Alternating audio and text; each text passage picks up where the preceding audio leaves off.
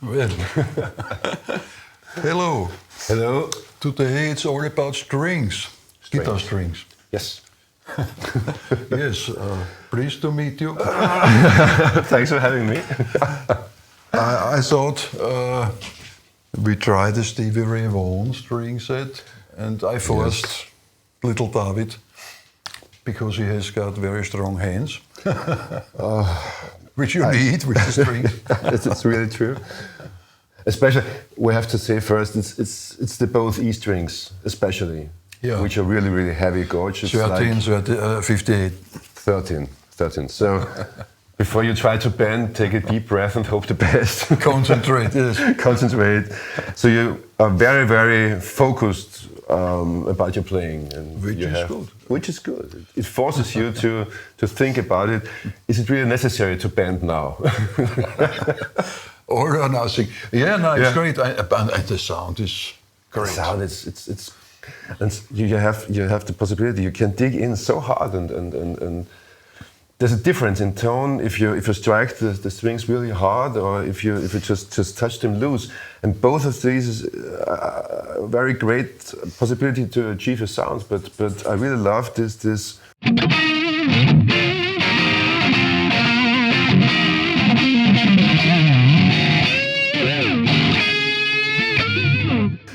Great. It's got an own energy, and you can. I'm sure you can feel and you can hear it even if you can't see the player. That's it. Yeah, and what you have to say is it depends on the type of player, because I didn't know Stevie Ray Vaughan, but what I heard, he was a little bit. He was a strange guy. He had troubles with himself, and he was a fighter, and for him it was normal to cut. What? I think they took glue. He bought the tips of the fingers from this road glue. I pay whatever $1,000 for a little bit of your finger. Of your finger skin. What I heard was that he put on super glue when he wore off his skin of his fingertips. That was the first. Then everything was gone. It's difficult to tell by video because it's a show act. So some of those guys who look like they really are working hard, in fact, in the end, are touching the guitars very gently. But I think he was a working horse. He was really like digging in and a fighter. And you could tell also by the lines he was playing. Great. And since I've got this set of guitar strings, by the way, also the guitar is very, very good. You have here, but this type of strings, it affects the way you're playing. So that's definitely the future. Maybe that's the future. I really, first of all, I was like, I can't get a single tone out of it. But meanwhile, I got a little used to it, and I like it. Yeah, it depends, because that's the first. Is the Stevie Ray set. This one we have the classic Jimi Hendrix set, which is quite opposite because they are both a half tone deeper. Yes, half step down. And these are very light strings. It's the old Fender rock and roll set with a 10, 13, but then a 15, and then it's normal 22, 32, and then a 38. That's one thing I never understood. Why using a 38 on the low E? I remember it because I'm this age. You had Fender strings, yes, Fender rock and roll, and you had Gibson strings, and also the Gibson strings had this. I think also a 38 on the. I never got it because on the low E string it never really made sense to me. Yeah, I figured out some positive things, because imagine you have your, let's say, 100 super lead behind you, and you dig in, and if you would do this with 11 set or 46, could be a little bit boomy and it's perfect. Okay, it's perfect. But I have to say, if you are playing lots of chords, so then it's not cool, because if you press. Yes, it's very. But if very, you dig very in like Hendrix, I'm out of tune now. But that's okay. Mm-hmm. It's you get used to it. It's okay. It's not bad. Okay. But it's not forbidden. Giving 42 or 44. So still, there's the thing that it's a matter of musical style. Yeah, it is. For really, the guitar. I have this guitar for a very long time, and I had 11s on it. Okay. 11s to 56 when I played with Andy Baum. 56 is in E tuning. Yes, in E tuning, standard, which was cool for this Tom Petty or for this low gain stuff and chords and but. Since a few months, I'm getting used to the Hendrix set, because for rock it's cool. And the third one we should mention is the Richie Blackmore X. Maybe, yeah. We should play it. You take it. I think not. Take you it. So yeah, you because get one in tune. I'm next going by the out way, of tune. My white Strat, which you know, my 70s Strat. Yes. Before I changed to the Lucas Good pickups, I had these HS2 in it, which were obviously the Gilmour? Not Gilmour, but Malmsteen pickups. Okay. And according to Malmsteen, who would be playing, I think 8 on the high strings, 8 to 38. Yeah. I tried it out for a long time, and I got used to it, and after a couple of months, you don't really recognize it anymore, and you don't bother anymore. It's just the way it is. It's only when you're changing to another guitar, then it's very strange, and you have to take care to not overpull the strings, or on the other side to be flat because of too less tension.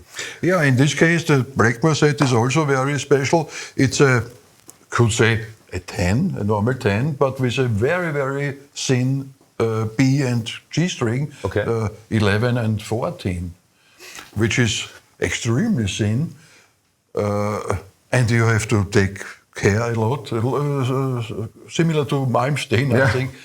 I think that Malmsteen had him in mind. Actually, yeah, maybe, I think he was one of his heroes. He wouldn't say this, but I'm sure he is. You can tell. I know what he said. He was my hero when I was 8. So he plays 8s. Then I had the machine head, and then I moved on. No, I was joking. Imagine he would found him with 15. No, we all laugh. Ingvi. Absolutely. More is more, by the way. More is more. Yeah, and if you listen to some old fine Deep Purple songs, I recognized these benefits of the thin string. Yes, it's this. It's getting smoother. Yeah. It's not only easier to play. Also, the sound gets smoother. If you remember some tunes like, let's say, Lazy, or so. Don't hear myself. Try this with a 13. No, I won't do that. I wouldn't even. It's even with a 9th set. It's you can almost feel this very short period of time of hesitation. Of will I get it in tune? Will I get it in time in tune? Will it be? And it's always the fear of being flat. And you don't have this fear with this kind of strings. And that was the good thing for me. I loved Richie. It was it was perfect. And also this really beautiful vibrato. Cool. I love this set also a lot. And these are really fat bass strings. Also a fat 10 to 48, I think. 10 to 48. This would be a set which I would prefer from my natural approach to guitar playing. So a rather lighter thin strings and high strings, and the low strings should be a little bit of resistance. Yeah. Resistant. That's perfect. Yeah. For digging in. Yeah? For the last years, I played this David Gilmour. The Gilmour set, yes. Which is similar. It's not so heavy. It's also a tens, but the B and G comes out of a nines. Okay. It's a 12 and 16s, okay. which is also fine because we all know these vintage pickups. They are very loud on the G string. Okay, you could put the magnet into, but who does this? So the G string is also is always very loud and aggressive, and so nobody hears the difference if you have a thinner G string. That's completely okay. And it's also possible to make it. No, that's the story. That's the good thing with the old guys. They tried everything. They tried and figured out and try and error, and then they had their own set. Yeah. You can go in the store and say, "Oh, give me the normal light or super light," but lots of the old guys. Okay, there was not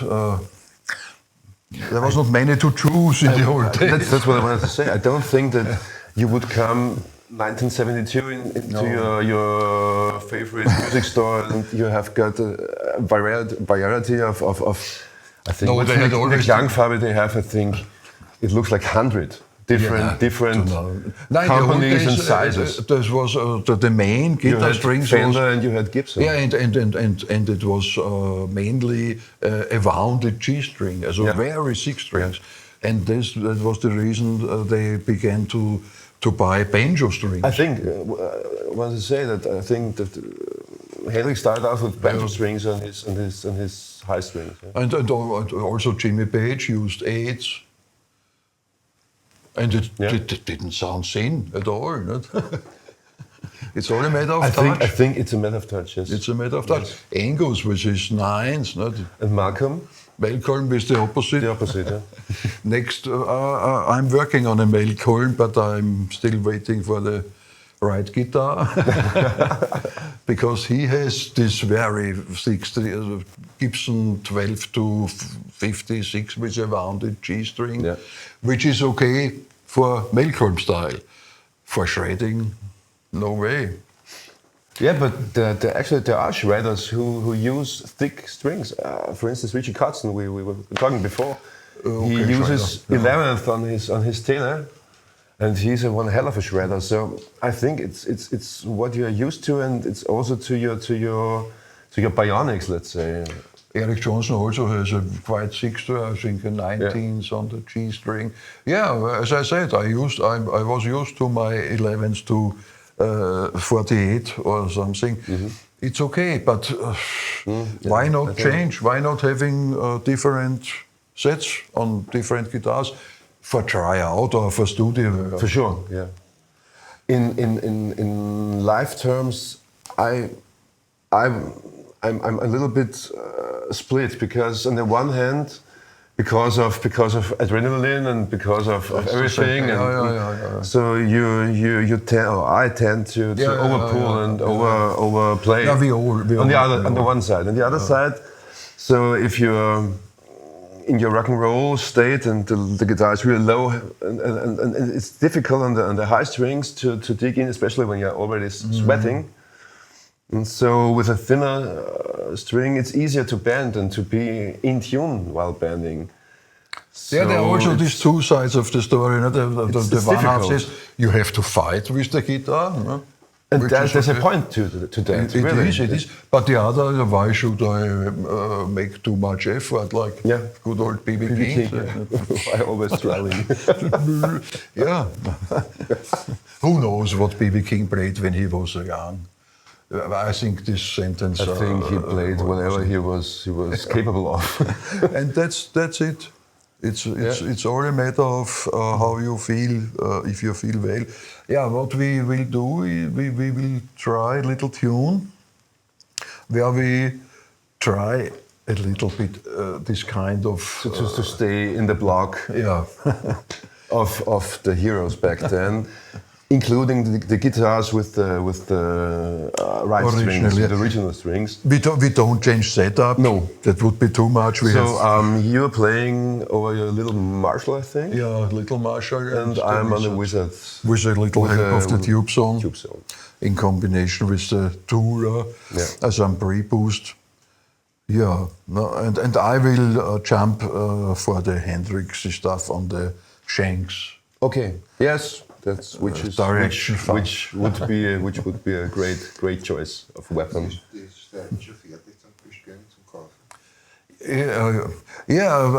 All these sets I have here, except you can buy the Blackmore set. It's from the Piccato, I think is the brand.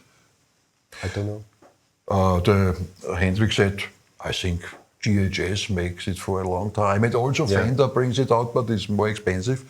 And I also Pyramid, this German brand. Okay. Not bad. But what I found out is there is a existing D'Addario set. I think it's called Low or something. Which Hendrix? No, Stevie Ray. For Stevie Ray, okay. Which is exactly the Stevie Ray set. I can just really recommend, try it out. It's at first it's frightening, but it's got a very, very unique. A tip could be take this set and try first a 12 or 11 on the high E and a 52 on the, because it's the both E strings. The middle strings are quite it's moderate. At least 11 set. Yeah. So near of an 11 set. 15, 19, and then 28, 38, 58. And 15, 19 is not so heavy. 15, 19 is near 11 set. Yeah. Okay, let's try this, and you. Okay. You have to fight with the Stevie. Oh yeah, I try my best. I'm the older one. I don't have to work this hard anymore. Okay. Yes, but you also have to in the beginning. Yeah. Okay. Oh, some tunes. It's okay. The thing is that we're changing guitars while the song, because it's only one song and it's 3 guitars, so we have to fake a little bit. Okay. No, it's a kind of magic. No. See you. Bye bye. It was a pleasure.